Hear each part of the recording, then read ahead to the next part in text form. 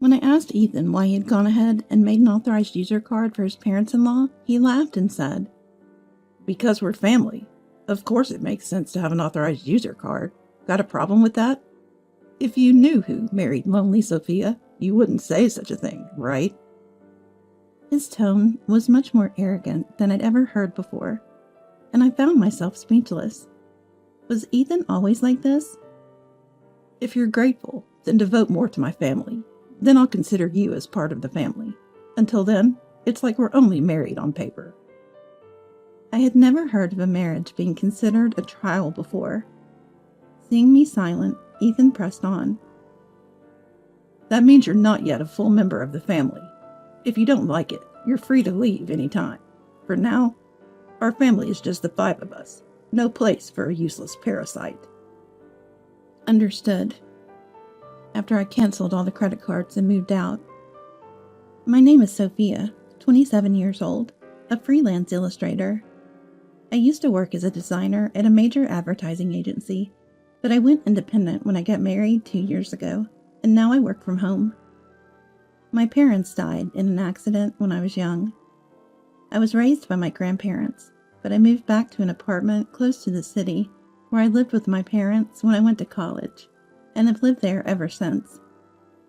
I met my husband Ethan at an Italian restaurant where he worked. It was a place with a good atmosphere, reasonable prices, and great food, so my colleagues and I would occasionally stop by. That's when Ethan, a handsome waiter, became a topic of conversation among us. Ethan was indeed attractive. The manager once joked that a good percentage of the regulars came just to see Ethan, and I understood why. He was that charming. I won't deny that I became one of Ethan's fans, thinking he was cool. He was that noticeable. However, for some reason, we quickly became close, and before we knew it, we were being called a couple, and to my surprise, we ended up getting married. I don't remember much about that time. It was like I got drunk, and when I sobered up, the man I now call my husband was beside me. It felt something like that. But even so, I loved Ethan at the time and was happy. When we got married, I quit my job at the company where I had been working as a designer and started working independently. I continued doing the same kind of work, but now on a freelance basis. Ethan worked at the Italian restaurant. His hours varied, sometimes late into the night. It became a bit difficult to keep working as before, and I had been wanting to go independent for a while, so I took the plunge. "I think it's a good idea. It'll be easier on you, Sophia, and it's good to continue doing the work you love." Ethan agreed, and that's how our married life started. Both of us not being fans of flashy events, we skipped a wedding ceremony and had a family meeting instead. Ethan would go to work, and I'd work from home and take care of the house. Our schedules were irregular, but we kept in touch frequently, waiting for each other to come home to eat together. It was a fun and happy daily life. I thought marriage was wonderful.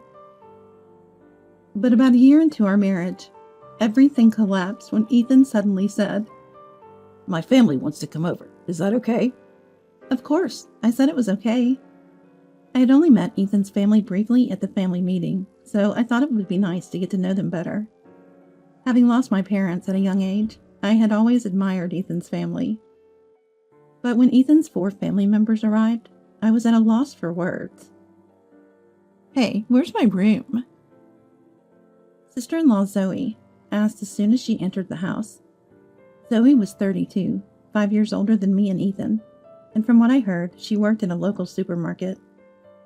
I was surprised by her rude manner, so different from the polite greetings at our first meeting. 18-year-old sister-in-law Harper was there too, but in contrast, she didn't speak a word and just stood there quietly. Now that I think about it, Harper hardly spoke during the family meeting, just introduced herself. Rushed by Zoe, I showed Zoe and Harper to the guest room, and the parents-in-law to what used to be my parents' room. After the parents-in-law settled into their rooms, Zoe declared, "Now that we'll be living together, make sure you take good care of us as family." I didn't understand what she meant, but when I looked at Ethan for help, he was twisting his face in a way I'd never seen before, laughing. Turns out, The in-laws had given up their house and moved into my apartment. Sorry about this. Apparently, my parents' home had to be vacated suddenly, and they had nowhere to go. I wish he had told me this earlier. I thought it was just for a day or two. This is really inconvenient. I said to Ethan as kindly as possible, and he apologized. Anyway, just until we find a new place, please. I couldn't say no after that. It's not like I could turn away people in need, especially when it's the family of someone important to me, without even having a place for them to go. I agreed to live together, albeit reluctantly, after making them promise to look for a place to live as soon as possible. But I would come to regret that decision. Ethan's family showed no restraint. All 4 of them did nothing from the day they moved in, leaving everything to me. There was no sign of them looking for a new place, nor any indication of them working. I asked about their jobs and was surprised again. Oh, I quit that supermarket job. Zoe had said she was working, but it turns out it was only part-time. I had assumed she was a full-time employee because of her age, but she hadn't worked properly since graduating from school. The parents-in-law were also part-timers and had quit their jobs when they moved here. Of course, Harper was unemployed. She had said she was a student preparing for exams, but that was a lie. Why work when we're now part of a wealthy family? It doesn't make sense to commute from here to my old job. And why work when you're rich? Wealthy family? Who could that be? When I asked, I got another surprising answer. It's you, Sophia. You got a lot from your parents' insurance, right? And you don't have a mortgage on this apartment. You can live off that. Zoe said this with a laugh. When I protested to Ethan upon his return, he raised his voice in displeasure more than I'd ever seen. Everyone's tired from having to suddenly leave their home. Let them rest for a while. Or do you want to coldly kick out my family? Stunned, I froze, and then Ethan softened his tone. Sorry for yelling. I'm just as troubled, and I'm tired from work today. Understand? Just bear with it a little longer. Ethan was skilled at handling women. Looking back, he had always managed to control women by alternating between harshness and kindness. But at that time, I didn't understand, and reluctantly agreed to endure it a little longer. And the tyranny of the family in-laws only got worse. They treated me like a housekeeper when at home, and demanded money when they wanted to go out. How can we look for jobs without even $1? It's okay, but if we don't find jobs, we'll just have to live here forever.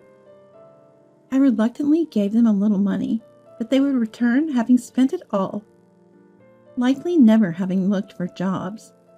But if I mentioned that without proof, I would be accused of lying and harassed for hours by the entire family in-laws. Talking to Ethan when he returned did not solve anything. Everyone's frustrated because they can't find jobs. Sorry, just bear with it a little longer. I'll talk to them. That's how he would pacify the situation. After repeating this several times, it felt pointless to even mention it, but gradually they asked for money less often, so it seemed to resolve itself. Of course, the money I gave was never returned. After about 3 months of this, I realized something terrible. Why is the amount charged on my credit card so high? Could it be unauthorized use of my credit card? Upon checking the statement, all the charges were made with an authorized user card. The purchases ranged from food, drinks, books, and games to expensive brand bags and clothes. There were numbers assigned from 1 to 5, meaning 5 authorized user cards had been issued. Currently, the credit card is in my name, with Ethan using one as an authorized user. Sophia, you seem better at handling this stuff, and it'd be easier to manage payments if we consolidate. You mind taking care of it? I agreed to manage it, but it seems that additional authorized user cards were issued without my knowledge. The reason the family-in-laws stopped asking for money was because they could now use the credit card for payments and cash advances. Upon learning this, I was understandably upset. When I asked why he had issued authorized user cards to the family-in-laws without asking, Ethan laughed and said, If I say we're out of money, you complain. So what choice do I have? Besides, you know who married you, right? Can you really say such things to the important family of your benefactor? I was shocked by his unprecedented arrogance. Was Ethan always like this? If you're grateful, then devote more to my family. Then I'll consider you as part of the family. Until then, it's like we're only married on paper. I had never heard of a marriage being considered a trial before. Seeing me silent, Ethan pressed on. That means you're not yet a full member of the family. If you don't like it, you're free to leave any time. For now, our family is just the 5 of us. No place for a useless parasite. That was the moment I truly saw Ethan's true colors. I felt as if all the blood had drained from my body. I considered divorcing Ethan. Or rather, I began to wonder why I had married Ethan in the first place. At first, I just thought he was handsome. Like the other girls, I was just excited about his looks, without any particular intentions. Then one day, when I stepped away to the bathroom, Ethan approached me. Sophia, you seem a bit different from others, don't you? I don't know, mystical. Sorry, it's odd to say this to a customer. Gradually, I started to pay more attention to Ethan. Maybe that was all part of his strategy to make me like him. Looking back, it feels likely. Indeed, when Ethan was chatting with us at our table, a colleague jokingly said I was a rich girl living alone in a large apartment downtown. It was right after that Ethan started approaching me. Probably he was eyeing my wealth and this apartment. Ethan was never really my type. To put it nicely, he's trendy. To put it not so nicely, he seems a bit like a playboy. I preferred someone mature with whom I could have a deep, quiet conversation, yet somehow I found myself liking Ethan. It was always a mystery to me. Ethan is what you'd call handsome. He must have been confident in his ability to charm a woman, especially one like me, not used to men and just starting my career. I fell for his strategy and ended up marrying him.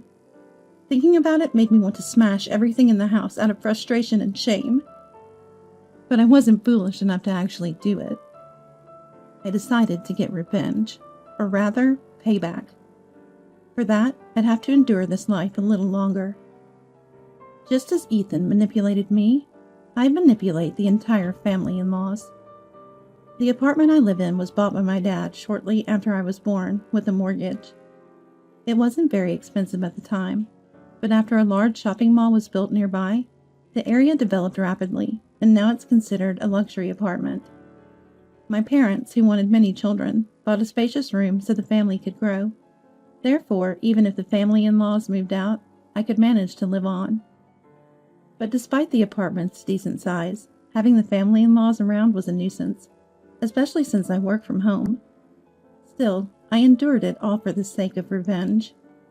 As Zoe said, there's no mortgage payment for this apartment. My parents passed away. A car accident when I was 3. They collided with a speeding car on the highway. That day, I was supposed to go with them, but I fell ill with the flu, running a high fever. So my grandparents came over to take care of me at the apartment. And then, I was left alone. The insurance company took care of the mortgage payments, so the only house expenses I have are the maintenance fees and property taxes. Ethan suggested he contribute just a bit more than those amounts to the household. There's no mortgage, so if I put in that much, we should be okay with your income, right? We can each use our earnings for personal expenses. Is that okay? When Ethan said that, I agreed, thinking it might be reasonable. Before, I managed all the payments by myself, so his contribution seemed to ease the burden somewhat. Looking back, I was foolish, blinded by love for Ethan, complying with everything he said. Ethan probably sees himself as the head of the household, believing he's supporting me. That's why he can call me a parasite without batting an eye. But the reality is different. I pay for most of the utilities, groceries, social expenses, entertainment, and now there are 5 more true parasites added to the list. The amount he contributes is nowhere near enough. I wanted to get rid of the parasites at the earliest, but pretended not to notice. Despite the family-in-laws shopping recklessly, I clenched my teeth and endured. reminding myself that I would have the last laugh through these tough times. Finally, the day to take action arrived, 3 months after deciding to divorce. I'm tired. You need to choose between me and the family in-laws. That day, I presented Ethan with this ultimatum. Ethan was shocked, but I continued without care. The family in-laws don't do any housework and just dump tasks on me. As you know, Ethan, I'm working even when I'm at home. I'm not just playing around. Yet I'm treated as unemployed, told to appreciate that you are supporting me. I've reached my limit. Tears flowed as I appealed to Ethan. Ethan looked at me with a sleazy grin and said, "Then you should leave. I told you before, you aren't really part of the family. You never became part of the family." Pretending to be surprised, I looked at Ethan. "Are you shocked? If you say you can't live with my family, then you have to leave. Oh, and just so you know, I'll take this apartment as compensation in the divorce, and half of your savings as part of the property settlement." Ah, so that was his aim all along. That's why the family in-laws continued their harassment, trying to drive me out. Though I suspected it, hearing it explicitly still shocked me. After all, he was someone I once loved and married. But this helped me make up my mind. Understood. I decided to divorce Ethan. But this apartment is mine, and I'm not at fault here. What did you say? The cause of the divorce is you allowing the family in-laws to live here without discussing it with me and their harassment towards me. I stated clearly to Ethan. He seemed surprised, not expecting me to outright reject his demands. That makes sense, as I've always complied with Ethan's requests since our marriage. Even thinking back irritates me, and my own past compliance. I don't want to spend another second with you all, so I'll be leaving now. But you should also prepare to leave. It's no joke. This is our home. We're not leaving. Ever heard of tenant rights? You can't just force someone out who's living here. As Ethan made a fuss, I left the house and went to my grandparents. I explained the situation and asked if I could stay until things were settled. My grandparents were shocked to hear what I had been through, and scolded me with tears in their eyes for not consulting them sooner. "Grandpa, Grandma, I'm sorry for worrying you, but it's okay now. You know, even though I might seem gentle, I'm not really like that."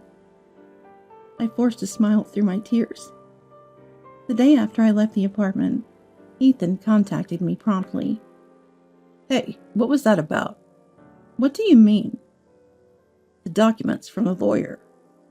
I was impressed by how quickly the lawyer had acted.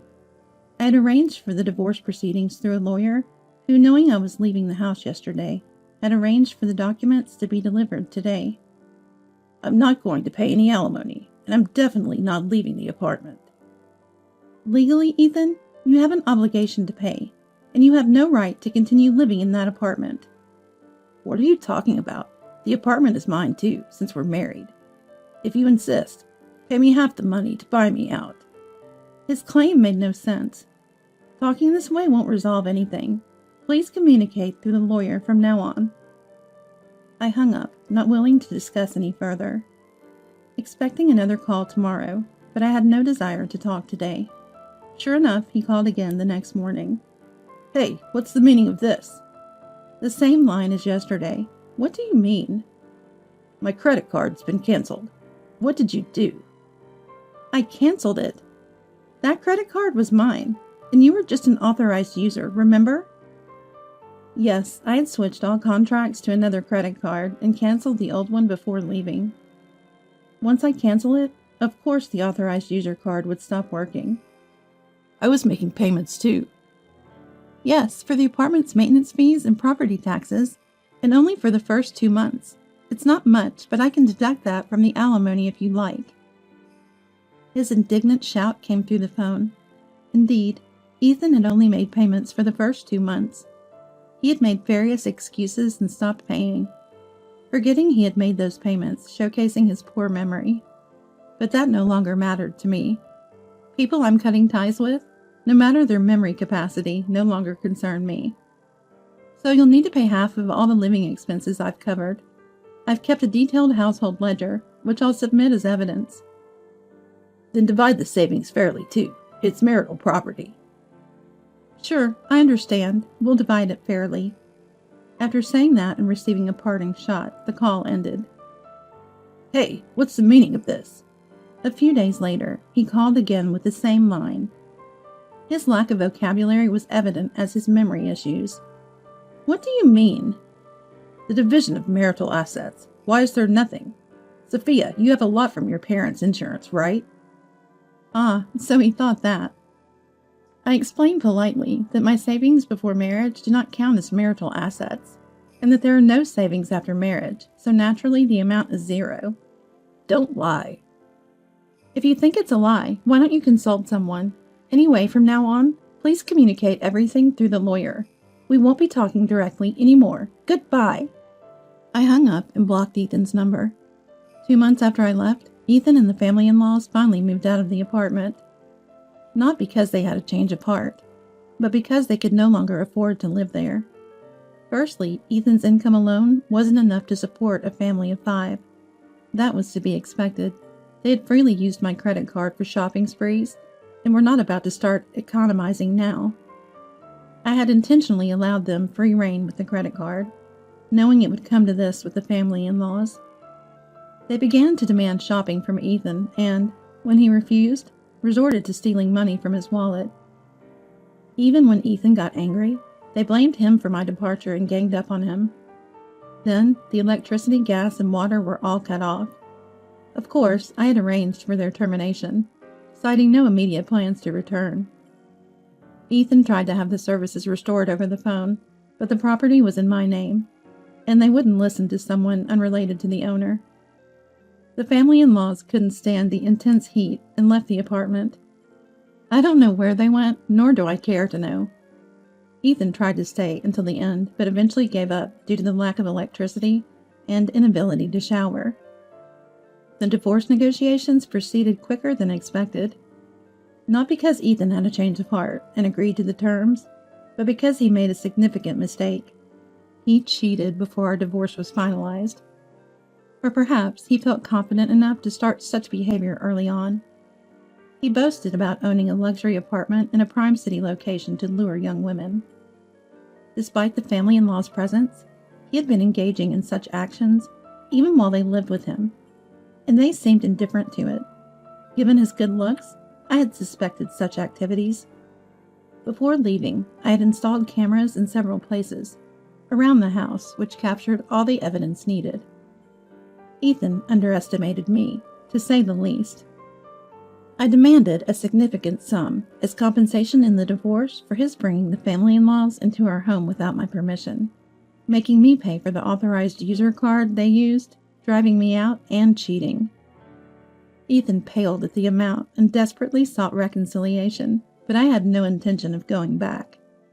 Knowing he couldn't pay, I aimed to have him incur as much debt as possible. When I threatened to sue for fraud over the unauthorized creation of the user card, he reluctantly agreed. I hope he manages to pay off his debt. The divorce is finalized, and I'm still staying with my grandparents. I haven't decided what to do with the apartment yet. I might even sell it.